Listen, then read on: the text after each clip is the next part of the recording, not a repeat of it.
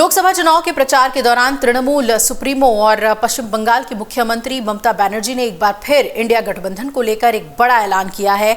उन्होंने कहा है कि हम बाहर से मदद देकर इंडिया गठबंधन के नेतृत्व में सरकार बनाएंगे। हालांकि ममता बनर्जी ने यह भी साफ किया कि उनकी पार्टी का बंगाल की सीपीएम और कांग्रेस से कोई संबंध नहीं है, लेकिन दिल्ली की राजनीति में वो इंडिया गठबंधन के साथ हैं। हुगली जिले में चुनचुड़ा में एक सभा को संबोधित करते हुए उन्होंने ये स्थिति साफ की है और पश्चिम बंगाल की सीएम ने कहा कि यहाँ बंगाल सीपीएम कांग्रेस को मत देखें, वो दोनों हमारे साथ नहीं हैं। मैं दिल्ली की बात कर रही हूँ। हम बाहर से पूरी मदद इंडिया गठबंधन के नेतृत्व में सरकार को बनाने में करेंगे ताकि बंगाल में हमारी माँ बहनों को कोई परेशानी ना हो।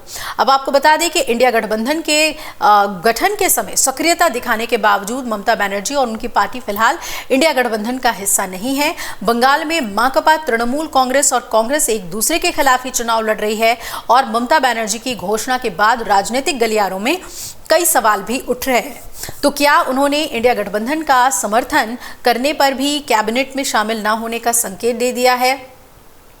क्या तृणमूल नेता ने इंडिया गठबंधन को बाहर से समर्थन देने का संकेत दिया है? अब आपको बता दें कि ममता और उनकी पार्टी तृणमूल पहले भी कई बार सीधे केंद्र सरकार में शामिल हो चुकी है। साल 1998 में बनी 13 महीने की अटल बिहारी वाजपेयी सरकार में ममता शामिल नहीं हुई थी और बाहर से उन्होंने समर्थन दिया था। बाद में ममता बनर्जी सहित तृणमूल नेता कई बार वाजपेयी और मनमोहन की कैबिनेट में भी रहे। साल 1999 में से 2004 तक बीच की अवधि को छोड़कर तृणमूल वाजपेयी की सरकार थी और साल 2009 में तो ममता बनर्जी मनमोहन कैबिनेट में शामिल हुई। 2011 में उनके मुख्यमंत्री बनने के बाद भी कई दिनों तक उस सरकार में तृणमूल के प्रतिनिधि शामिल थे। ममता बनर्जी ने सभा में 2004 में अटल बिहारी वाजपेयी सरकार के पतन पर भी टिप्पणी की। उस वक्त ममता बीजेपी के सहयोगी थी और उनके शब्दों में अटल जी एक सम्मानित व्यक्ति थे।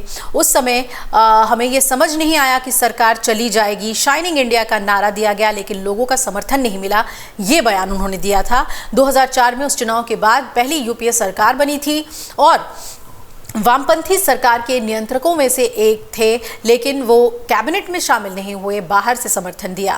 तृणमूल नेता ममता के भाषण में 2024 में उसी रणनीति का संकेत देखने को मिला है जो वामपंथियों ने 20 साल पहले ली थी और इस बारे में टीएमसी के नेता कुणाल घोष ने कहा कि पार्टी की लाइन क्या होगी, स्थिति क्या होगी, अंतिम फैसला नेता लेंगे, इसलिए उनकी किसी भी टिप्पणी पर अभी कोई टिप्पणी नहीं करूंगा।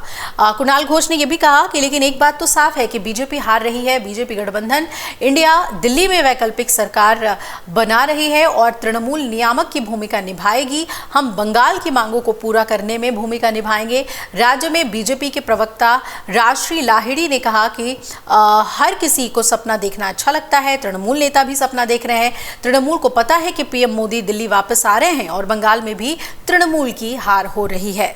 तो ममता बनर्जी के इस बयान को किस तरीके से इंडिया गठबंधन के नेता लेते हैं और फिर बीजेपी इस पर क्या वार पलटवार करती है, उससे भी जुड़ी हुई हर अपडेट आपको देंगे। अगर आप ये वीडियो YouTube पर देख रहे हैं तो हमारे चैनल को सब्सक्राइब करें और बेल आइकन को दबाना ना भूलें। अगर आप Facebook पर ये वीडियो देख रहे हैं तो हमारे पेज को लाइक करें।